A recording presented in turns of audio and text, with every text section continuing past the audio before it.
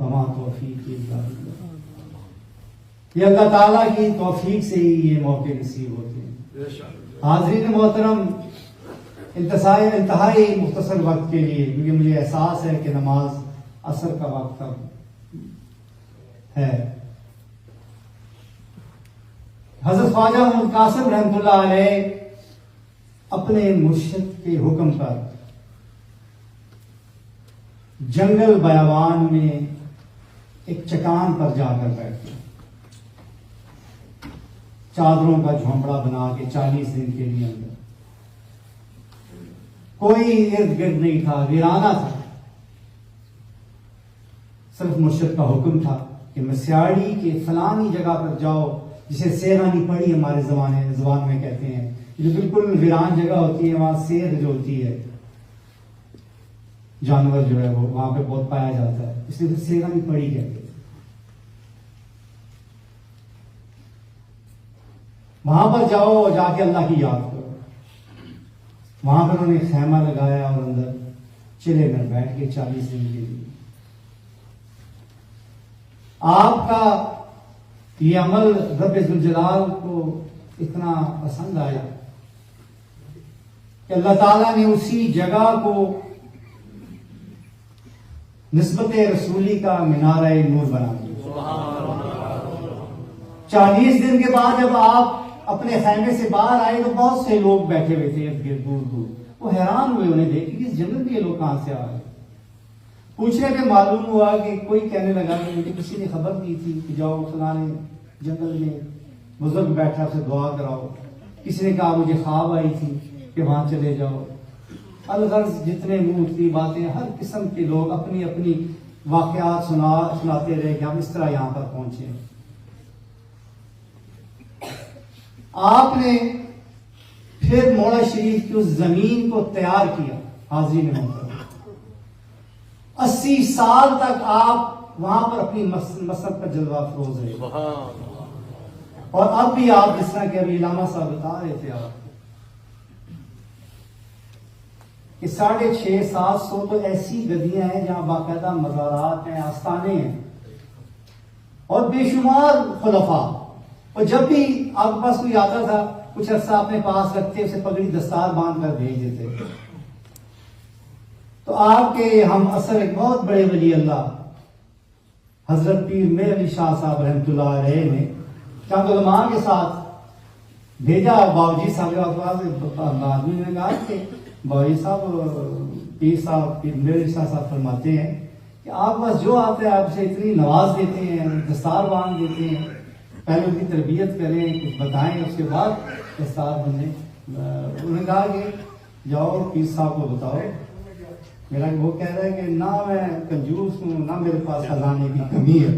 جو میرے پاس آتا ہے ایک دفعہ اسے نور کے دریا میں ڈبکی دے کر بھیج دیتا ہوں، پھر وہ سنبھال سکے نہ سنبھال سکے اس کا اپنا کام. اسی طرح وہ خدمت میں لگے رہے، بیٹھے رہے 80 سال. اور پھر اپنے اس کے بعد اپنے صاحبزادے غوث المعظم سرکار موڑی کو یادستان سے بلایا. جو لوگ موڑی شریف کو اچھی طرح اتنا نہیں جانتے انہیں معلوم ہو کہ غوث المعظم سرکار موڑی رحمۃ اللہ علیہ کی ایک اسٹیٹ تھی یادستان، جس کی سرحد ایک طرف سے سوات کو لگتی تھی اور دوسری طرف سے امدرمل کو. یہ کوہستان کا آج کا جو علاقہ ہے، غیر علاقہ جسے ہم کہتے ہیں، وہ علاقہ تھا یادستان اسے کہتے ہیں. وہاں پہ آپ نے ایک اسٹیٹ قائم کی تھی اس زمانے میں، یہ کلونیل دور کی بات. وہاں سے حضرت بابا جی رحمۃ اللہ علیہ نے واپس بلایا، ہمیں کہا کہ واپس آؤ، تم اس کام کے لیے نہیں اس دنیا میں آنا، اللہ نے تمہیں بھیجا ہے، تمہاری ڈیوٹی اور ہے، تم نے آگے یہاں اپنی ڈیوٹی دینی ہے. لہٰذا وہ اپنے مرشد کے حکم پر، اپنے والد گرامی کے حکم پر ساری چیز چھوڑ چھاڑ کے موڑی تشریف لے آئے. آج بھی وہ وہاں پہ قلعے کے آثار موجود ہیں، کھنڈرات موجود ہیں. وہ بڑے بڑے جو ان کے اس زمانے میں وزیر وغیرہ تھے، ان کے بیٹے اور پوتے موجود ہیں. علامہ عبدالخالق مجددی صاحب وہاں تشریف لے گئے تھے، وہاں سے تصویریں بھی کھینچ کے لائے تھے، ان لوگوں سے ملاقاتیں بھی کی تھیں. انہوں نے بعض اسلحہ بھیجا جن کے اوپر بڑے پیر صاحب کا نام کندہ کیا ہوا تھا، وہ ساتھ لے کے آئے تھے، بھی میرے پاس پڑا ہوا ہے. وہ سارا کچھ قربان کر کے مرشد کے حکم پر آ کے مرشی کر گئے. اور پھر آپ صوفیاء کے مجدد بنے, تصوف کے مجدد بنے. کیسے کہ آپ کا جو مشن تھا وہ یہ تھا کہ تصوف میں جو فلسفے اور ثقافت کی آلائشیں شامل ہو گئی ہیں ان سے تصوف کو پاک کرنا ہے. لہذا آپ نے سلسلہ نسبت رسولی کی بنیاد رکھی اور آپ نے فرمایا کہ خواہ حضرت خواجہ معین الدین چشتی اجمیری رحمۃ اللہ علیہ ہوں, خواہ خواجہ بہاؤالدین نقشبند ہوں, شہاب الدین سہروردی ہوں, حضرت شیخ عبدالقادر جیلانی رحمۃ اللہ علیہ ہوں, جتنے بھی اولیاء کرام ہیں اور جتنے بھی عظیم سلاسل ہیں, ان سب کا مقصد صرف ایک ہی ہے. ان کا مقصد ہے امت مسلمہ کا ٹوٹا ہوا رشتہ اپنے مالک سے جوڑنا. اور نبی پاک علیہ السلام کے قدموں تک اس امت کو پہنچانا اور نسبت رسولی کا تعلق قائم کرنا. حاضرین محترم, آپ ہمیشہ فرماتے تھے کہ نسبت رسولی شجر ایمانی کی جڑ. اگر ایمان مضبوط کرنا ہے, اگر یقین مضبوط کرنا ہے, اگر دین پر قائم رہنا ہے, صراط مستقیم پر قائم رہنا ہے, نفس اور شیطان کا مقابلہ کرنا ہے, تو اس کے لیے جو روشنی آپ کو چاہیے اس دنیا کی ظلمات اور اندھیروں میں سے گزرنے کے لیے, وہ نسبت رسولی ہے. آقا کریم علیہ الصلوۃ والسلام کی محبت اور آپ صلی اللہ علیہ وآلہ وسلم کی نسبت. اگر یہ لائٹ ہوگی, یہ روشنی ہوگی, تو سفر بخیر گزرے گا.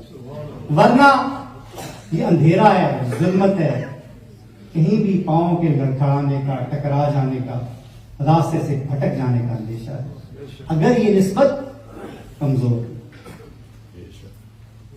حاضرین محترم, اسی طرح پھر 1960 میں سرکار مولوی رحمۃ اللہ علیہ کا انتقال ہوا. اس کے بعد میرے والد محترم, میرے مرشد غوث زمان قطب دوران شیر شاہ غازی رحمۃ اللہ علیہ کو اس منصب پر آپ فائز کر کے گئے. اور وہ بھی اسی طرح اپنی ہر چیز, اپنے سی ایس ایس کیا ہوا تھا انہوں نے, برن ہال سے, گورنمنٹ کالج لاہور سے, لنکن سے ان تک تعلیم اور سارا ان کا جو تھا سی ایس ایس کیا, اس میں بھی کوالیفائی کر گئے. آخر میں جب رسیت کھولی تو رسیت یہ نکلی کہ بھائی آپ نے یہاں بیٹھنا. وہ سارا کچھ چھوڑ چھاڑ کے وہاں بیٹھ گئے. اور پیر صاحب نے کہا یہ سب کچھ میں نے تمہیں اس لیے پڑھایا ہے, تمہیں اس لیے اس قابل بنایا ہے کہ تم جب اس نوکری پر بیٹھو, اللہ کی اس مسند پر بیٹھو, تو پیٹ کی خاطر نہ بیٹھو, اللہ کی رضا کی خاطر بیٹھو. تمہیں یہ معلوم ہو کہ میں دنیا کی بہترین سے بہترین جاب کر سکتا تھا, نوکری کر سکتا تھا, کام کر سکتا تھا, بزنس کر سکتا تھا, لیکن اللہ کی رضا کے لیے, اس کے حبیب کی محبت کے لیے ہر چیز چھوڑ کر ایک طرف کر کے یہاں بیٹھ گیا. اور اللہ نے اس کا انعام یہ دیا کہ اللہ تعالیٰ نے دنیا کی تمام نعمتیں میرے مرشد کے قدموں میں ڈھیر کر. آج آپ دیکھیں وہی جنگل سیرانی پڑی, جنگل میں منگل کر دو, جو لوگ موڑشی گئے جو تھے. ہم ذکر کا پیغام لے کر ہر طرف جاتے ہیں. حاضرین محترم, میں جلدی باتیں اس لیے کر رہا ہوں کہ مجھے اثر کا بھی وقت ہے اور میری مجبوری ہے, میں نے حاضری بھی لگانی ہے. اور میں نے اس وقت ضد نہیں کی کہ جلدی کرو گے, جو کام کی باتیں تھیں وہ تو علماء نے کرنی تھی, میں نے تو بس ویسی وقت ہی پورا کرنا تھا. اس لیے ہم اہل ذکر کی دعوت دینے والے اور ذکر کرنے والے یہی پیغام لے کر آتے ہیں کہ اپنے آپ کو محفوظ رکھنا ہے. اگر اپنے آپ کو اللہ تعالیٰ کی مدد, نصرت اور اس کے حفاظت میں رکھنا ہے, اس حصار میں رکھنا ہے, تو ذکر کو کبھی نہ چھوڑنا. جس طرح یحییٰ علیہ السلام نے اپنی امت کو کہا تھا کہ ذکر نہ چھوڑنا. یہ اس طرح ہے کہ جس طرح کوئی انسان ویرانے میں سے جا رہا ہے اور کوئی وحشی اس کے پیچھے لگ جائے, کوئی درندہ اس کے پیچھے لگ جائے, اسے موت آنے لگے, موت کا خطرہ سامنے منڈلا رہا ہو آنکھوں کے، اچانک اسے کوئی محفوظ مقام مل جائے، کوئی خلا مل جائے، وہ ایک دم اپنے اس میں داخل ہو کے قفل لگا دے، بند کر دے اور محفوظ ہو جائے۔ ذکر کس طرح کی چیز ہے؟ اللہ تعالیٰ کی حفاظت میں بندہ آ جاتا ہے، کیونکہ ایسا شخص اللہ کی توجہ میں ہوتا ہے، کیونکہ رب اس کا ذکر کر رہا ہوتا ہے۔ تو بلا جو رب کی توجہ میں ہو، جس کا رب ذکر کر رہا ہو، اسے دنیا کی کون سی بلا نقصان پہنچا سکتی ہے؟ لہذا اس ذکر کو کبھی نہ چھوڑیں۔ حاضرین محترم، یہ جو محافل ہے اس کے بارے میں جس طرح ابھی فرمایا گیا، علماء بیان بھی کر رہے تھے کہ یہاں سے ہر کوئی لے کے جاتا ہے۔ یہ یاد رکھیں، ذکر کی محفلیں حدیث کے مطابق تو ایسی ہیں، اب وقت نہیں اتنا کہ حدیث پوری سنائی جائے، بس حدیث کے مطابق ذہن میں یہ رکھ لیں، ایسی ہے کہ جہاں تماشبین بھی، دیکھنے والے بھی جو بیٹھے ہوتے ہیں، ساتھ سے گزرنے والے جو بیٹھے ہوتے ہیں، انہیں بھی اللہ تعالیٰ محروم نہیں کرتا۔ بات صرف یہ ہے حاضرین محترم کہ کون کتنا لے کر گیا۔ لے کے ہر کوئی جاتا ہے، لیکن یاد رکھے کہ ہر انسان اپنے خلوص اور اپنی نیت کے مطابق اپنے دامن تک کے جاتا ہے، خالی کوئی نہیں جاتا۔ اور ذکر کی معراج کیا ہے؟ ذکر کی معراج کیا ہے؟ کیسا ذکر؟ حضرت داؤد علیہ السلام جب ذکر فرماتے تھے، زبور کی آیت پڑھتے تھے کہ اے بنی اسرائیل، تیرا رب ایک ہے، تیرا رب اکیلا ہے، اس کا ترجمہ یہ ہے۔ جب وہ یہ آیت پڑھتے تھے تو پہاڑ اور درخت، سارا سما آپ کے ساتھ ذکر میں مشغول ہو جاتا تھا۔ ذکر کی یہ کیفیت تھی۔ اور ذکر کی معراج کیا ہے؟ ذکر کتنی عظیم چیز ہے کہ میرے آقا کریم علیہ الصلوۃ والسلام مسجد نبی میں تشریف لے جاتے ہیں اور ہم محفل میں بیٹھے ہوئے اہل ذکر کو مبارک دیتے ہیں کہ اللہ تعالیٰ نے مجھے تمہارے متعلق بتایا اور میں تمہیں مبارک دیتا ہوں، تمہیں بشارت دیتا ہوں۔ یہ ذکر کی معراج ہے۔ اور ذکر کی معراج یہ ہے کہ حدیث قدسی کے مطابق رب کہتا ہے کہ جس زبان سے بولتے ہو میری بن جاتی، جن آنکھوں سے دیکھتے ہو میرے بن جاتے، جن کانوں سے سنتے ہو میرے بن جاتے ہیں، جن قدموں سے چلتے ہو میرے بن جاتے۔ اور کیا یہ ذکر اتنی بڑی دولت ہے حاضرین محترم۔ لہذا موڑا شریف کا اور سلسلہ ہے نسبت رسولی کا یہی پیغام ہے جو جگہ جگہ ہم لے کر جاتے ہیں کہ اپنے سینوں کو ذکر سے منور کریں، روشن کریں، کیونکہ ذہن میں رکھیں کہ نبی کریم علیہ الصلوۃ والسلام کے دور میں جب آپ کے سامنے صحابہ کرام پیش ہوتے تھے، آپ کے چہرے انور پر اپنی نظر ڈالتے تھے یا نبی کریم علیہ الصلوۃ والسلام کی نظر صحابہ کرام پر پڑتی تھی تو ایک دم تزکیہ نفس ہو جاتا تھا۔ جس نیت سے وہ لوگ آتے تھے اندر تک صفائی ہو جاتی تھی ایک دم۔ اب 1400 سال گزر گئے، ہمیں وہ لگژری نہیں ہے ملی کہ ہم اپنی ان گناہگار آنکھوں سے انہیں دیکھ سکیں، ہمیں وہ صحبت ملے، تو ہم کیسے یہ تزکیہ حاصل کریں، یہ سینے کی صفائی کیسے کریں؟ وہ تو ایک پل میں حاصل کرتے تھے، نسبت بھی مل جاتی تھی، ایمان کی دولت سے بھی سرشار ہو جاتے تھے، جنت کی بشارت بھی مل جاتی تھی کہ صحابہ میں شامل ہو کے تو قیامت تک کے آنے والے مسلمانوں کے لیے امام بن جاتے تھے۔ اب ہم کیا کریں؟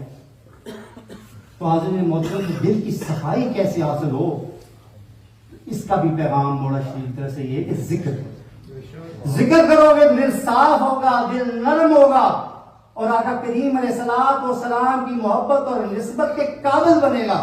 اور پھر جب آقا کریم علیہ الصلوۃ والسلام کی نسبت اور محبت آپ کو مل جائے گی تو پھر یہ دل روشن ہو جائے گا، پھر ظلمتیں مٹ جائیں گی۔ ایک آخری بات، علماء آپ کو تعلیم دیتے ہیں، تربیت دیتے ہیں، تقاریر کرتے ہیں، کیوں؟ وہ آپ کو پریپیئر کر رہے ہوتے ہیں، آپ کی زندگی کے معاملات کے بارے میں آپ کو بتا رہے ہوتے ہیں کہ آپ کی زندگی کس طرح گزارنی ہے، کیا مسائل ہیں۔ لیکن آپ ایک بات غور کریں، ہر مسلمان کا ایک سب سے اہم فریضہ دعویٰ ہے۔ تو دعوت کس سے دینی ہے نا. اب مساجد میں یا جتنے بھی یہ گیدرنگز ہوتی ہیں, مجالس ہوتی ہیں, عرس ہوتے ہیں, اس میں کون لوگ آتے ہیں سننے والے؟ یا تو مسلمان ہوں گے,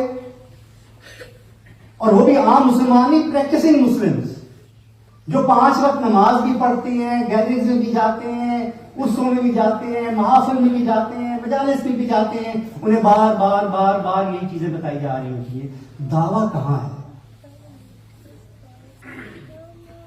اب دعوت کیسے دی جائے آج کے دور میں کہ جب پرسپشن اتنی غلط ہے؟ نوجوان طبقہ یہاں بیٹھا ہوا ہے, زیادہ میں مخاطب انہیں سے, ہم تو بوڑھے ہو گئے ہیں, وقت گزر گیا ہے, کہ پرسپشن جو ہوتی ہے نا بعض اوقات ریالٹی سے زیادہ اسٹرانگ ہوتی ہے, مضبوط ہوتی ہے. پرسپشن بڑی خطرناک چیز ہوتی ہے, اور انفارچونیٹلی یہ پرسپشن جو ہے ہمارے متعلق, مسلمانوں کے متعلق ویسٹ میں اچھی نہیں ہے. اسلاموفوبک سوسائٹی بن چکی ہے. بہت سے مسائل, آپ کا لباس, آپ کی شکل, آپ کی داڑھی, آپ کی دستار, آپ کی نماز, آپ کی گفتگو کا انداز اگلے بندے کو خوفزدہ کر دیتا ہے. میں ان کو بھی قصوروار نہیں ٹھہراتا, وہ حالات ہی ایسے بن گئے. ہمارا کوئی الیکٹرانک میڈیا یا پرنٹ میڈیا یا سوشل میڈیا, کوئی ایسی چیزیں ان پر آ جاتی ہیں کہ وہ خوفزدہ ہو جاتے ہیں, کیونکہ انہیں اسلام کے بارے میں معلوم ہی نہیں ہے. ان کا اسلام کے ساتھ تعارف فقط اتنا ہے, فلانی جگہ بم پھٹ گیا, فلانی جگہ کوئی دہشت گرد پکڑا گیا, فلانی جگہ کیا ہو گیا, فلانی جگہ کوئی جلوس نکل آیا, فلانی جگہ پتھر مار دیے. اسی قسم کی یہ چیزیں آتی ہیں, تو پھر اسی سے پرسپشن کریٹ ہوتی ہے, تو جو کہ بہت خطرناک ہوتی ہے. اب اس کا کیسے مقابلہ کریں, دعویٰ کیسے دیں؟ آپ چلتے ہوئے آپ سڑک پہ گزر رہے ہیں, جا رہے ہیں, آپ کسی بندے کو روک کے کہیں بھائی یہ مسلمان ہو جاؤ, یہ قرآن پاک کی آیت سنو, کیا جواب ہوگا؟ تو حدیث سن لو. وہ آپ کو سیریس نہیں لے گا, یا تو آپ کو پاگل سمجھے گا, یا آپ کو اپنا تھریٹ سمجھے گا اپنی طرف, کہ آپ بیوقوف آدمی ہیں, یا آپ کا مذاق اڑا کے گزر جائے گا, اور آیات کی بھی, احادیث کی بھی بے ادبی اور توہین ہوگی جو آپ کو سنا رہے ہیں. اب اس طرح دعویٰ نہیں ہو سکتا, دعوت نہیں دی جا سکتی. پھر دعوت تو دینی ہے نا, یہ ہمارا فرض ہے. دعوت کیسے دیں؟ حاضرین محترم, آج کے دور میں دعوت کا طریقہ یہی ہے, without uttering a single word, without reciting a single ayah, without reciting a single hadith, you can give da'wah. How? With your character building, with your character. At your workplace, in your neighborhood, on the road, in the university, in the college, in your own house. آپ کیسے معاملات کو سلجھاتے ہیں؟ آپ کا social interaction کیسا ہے؟ ایک محلے میں چوری ہو گئی, ساروں پہ شک ہو رہا ہے. مزہ تو تب ہے نا جب آپ پہ شک جائے, اگلا بنے نا, no he can't do that, he is a Muslim. مزہ تو یہ ہے نا, بجائے اس کے کہنا he is a culprit, he is a Muslim, he must have done it. یہ طریقہ ہے, یہ دعویٰ. لیکن آپ ایک سنگل, اور جب ایسے آپ کے انٹریکشن ہوگا تو پھر آستہ آستہ لوگ آپ کے قریب آئیں گے. یار why do Muslims do that? Why are they so honest? Why are they so truthful? Why do they behave so positively? Let us know their teachings. پھر وہ آپ کے قریب آئیں گے تو آپ سے پوچھیں گے, یار کیا ہے, تم نے ہر سیدھی کام کیوں تم کرتے ہو؟ نہ تم چوری کر رہے ہوتے ہو, نہ تم کو خرابہ کر رہے ہوتے ہو. لوگ تم سے فیصلہ کرانے کہتے ہیں یار he is a fair person, is a Muslim, let's go drink. برکہ مطلب کیا وجہ کیا ہے, ذرا بتاؤ نا, ہمیں بھی بتاؤ یار. تو پھر آپ اس کو اس کے بعد بتاتے ہیں کہ اسلام کیا ہے. when he is prepared to listen to you, جب تک وہ پریپیئرڈ نہیں ہوگا تو لسن ٹو یو, اس کے علاوہ کوئی فائدہ نہیں ہے. آپ کی جتنی مرضی حدیثیں سناتے رہیں گے, وہ آپ کو سیریس ہی نہیں لے گا. میرا یہ آپ کے لیے چھوٹا سا بیان تھا. تو اس طریقے سے دعوت دیں گے. علماء تو آپ کو یہاں کیا کر رہے ہیں نا, پریپیئر کر رہے ہیں, ان کا کام یہ یہاں کر رہے ہیں. اب یہاں سے پریپیئر ہو کے جب ہم مسجد کے دروازے سے باہر نکلیں گے, وہاں پھر یہ جو تقریریں کر رہے ہیں, آپ کو سمجھا رہے ہیں, اس کا کیا اثر ہوا ہے, وہاں جا کے آپ نے دکھانا ہے نا. آپ نے اپنے کریکٹر میں ان چیزوں کو لانا ہے جس سے یہ شاہ صاحب اور حافظ صاحب ابھی کہہ رہے تھے. یہ جو باتیں انہوں نے سمجھائی ہیں آپ کو, علماء جو سمجھاتے ہیں صبح سے شام تک لگے رہتے ہیں, ان کو اپنے کریکٹرز میں آپ نے شامل کرنا ہے, تب فائدہ ہوگا. یہ تو نہیں یہاں سے ڈالا, یہاں سے نکل کے واہ کر کے چلے گئے, بات ختم. انہوں نے اپنی ڈیوٹی دے دی. اب آپ کی ڈیوٹی کیا ہے؟ اب دعویٰ وہ والا نہیں ہے. اب دعوت دینے کے لیے کوئی خاص عالم ہونا, مفکر ہونا, اسکالر ہونا یہ ضروری نہیں ہے. انہوں نے آپ کو پریپیئر کر دیا ہے. اب آپ نے اپنے آپ کو پریپیئر کرنا ہے, اپنے بچوں کی کریکٹر بلڈنگ کرنی ہے. اپنے ورک پلیسز میں, اپنی مختلف جگہوں پہ آپ نے اپنے سوشل انٹریکشن کا خیال کرنا ہے. اس میں ان اسلامی تعلیمات کو شامل کرنا ہے تاکہ خود لوگ آپ کے قریب آئیں, خود آپ کی طرف اٹریکٹ ہوں, خود آپ سے سننا چاہیں, خود آپ سے پوچھیں. اس طرح اسلام پھیلے گا. میرے بچوں, it's a long way and it's a difficult way, but it's the only option. No other option. دعا کریں کہ اللہ تعالیٰ اپنی ذات پاک کا شکر, اپنے حبیب پاک علیہ الصلوۃ والسلام کے ذکر ہماری اس حاضری کو اپنی بارگاہ میں قبول اور مقبول فرما. ہماری گناہ, ہماری خطائیں, ہماری غلطیاں معاف فرما کے اپنی بندگی, اپنے حبیب کی غلامی عطا فرما. اللہ تعالیٰ ہمیں اہل ذکر میں سے بنا, ہمارے سینوں کو نسبت رسولی سے روشن کیا. اللہ تعالیٰ ہماری ساری مصیبتیں, پریشانیاں, تکلیفیں دور فرما. ہمیں, ہمارے پیاروں کو, ہمارے ماں باپ کو, ہمارے بیوی بچوں کو اپنی رحمتوں, اپنی برکتوں سے نوازا. الہ العالمین ہمارے دشمنوں کو زیر فرما, ہمارے پیاروں پر رحم فرما. الہ العالمین عزت عطا فرما, ذلت اور رسوائی اور بےزتی بدنامی شرمندگی سے بچانا. الہ العالمین غنی فرما دے. الہ العالمین ہر قسم کی محتاجی سے بچا. الہ العالمین صحت اور تندرستی عطا فرما. گزشتہ بیماریوں کے جسم پہ جو اثرات ہیں وہ دور فرما, جو موجودہ بیماریاں ہیں وہ دور فرما, آنے والی بیماریوں سے محفوظ رکھو. الہ العالمین ذہنی, جسمانی معذوری اور محتاجیوں سے بچا. مولا اپنے سوا کسی کا محتاج نہ کرو. الہ العالمین اپنی بندگی, اپنے حبیب کی غلامی عطا فرما. الہ العالمین ہم تیرے گناہگار بندے ہیں, ہم تیرے عاجز بندے ہیں. الہ العالمین ہمیں سیدھا راستہ دکھا اور پھر اسی میں قائم رہنے کی توفیق عطا فرما.